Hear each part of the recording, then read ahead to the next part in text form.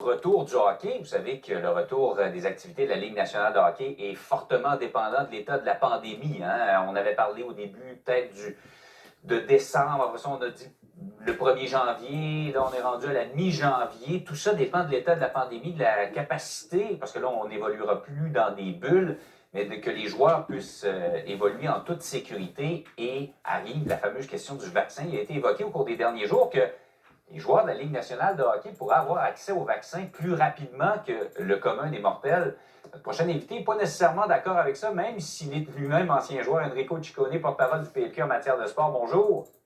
Bonjour Jean-François. Alors, vous voulez rien savoir de ça, que les joueurs de hockey puissent, comme on dit, couper la file pour avoir accès au vaccin?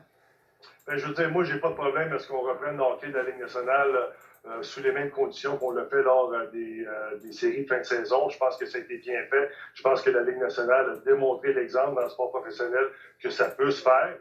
Cependant, du côté moral et social, il faut avoir cette pensée-là sociale et morale parce que tu peux pas avoir des gars en pleine possession de leurs moyens, en santé, qui vont couper la file.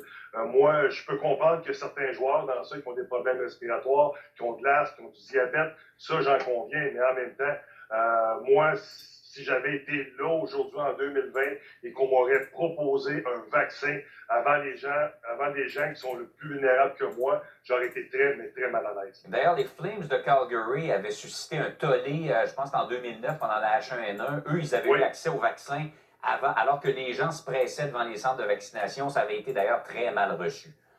Non, effectivement, ça avait été mal reçu. Je sais que plusieurs équipes de l'Ouest qui avaient reçu ce vaccin-là avant les gens les plus vulnérables. Aujourd'hui, on se retrouve en pandémie mondiale où l'économie est arrêtée. Il y a des gens qui ont de la difficulté à mettre du pain sur la table. On voit ce qui se passe dans nos CHSLD, dans les gens les plus âgés qui décèdent de la COVID.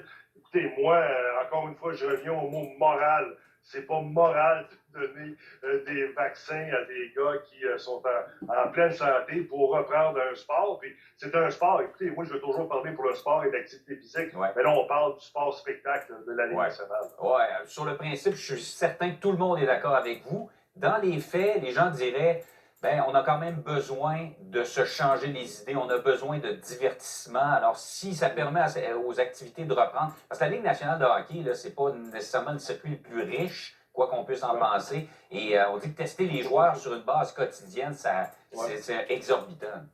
Oui, je comprends, c'est exorbitant, mais en même temps, si on veut reprendre le sport, je pense qu'on peut le faire encore une fois. Je n'ai pas de problème, moi, à ce qu'on reprenne le sport de la façon qu'il était,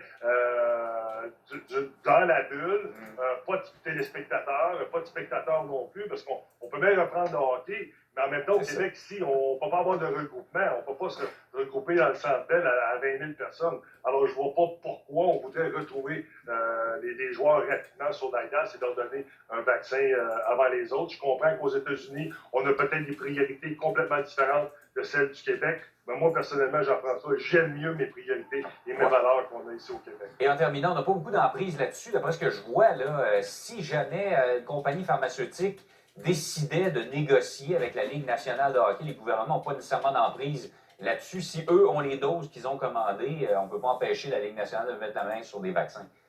Ben, encore une fois, c'est la Ligue nationale qui va vivre justement avec cette morale-là de donner des vaccins à avant ceux qui en ont besoin. Mais ça, je leur laisse ça. Je sais bien que moi, si j'étais commissaire de la Ligue nationale, je refuserais totalement.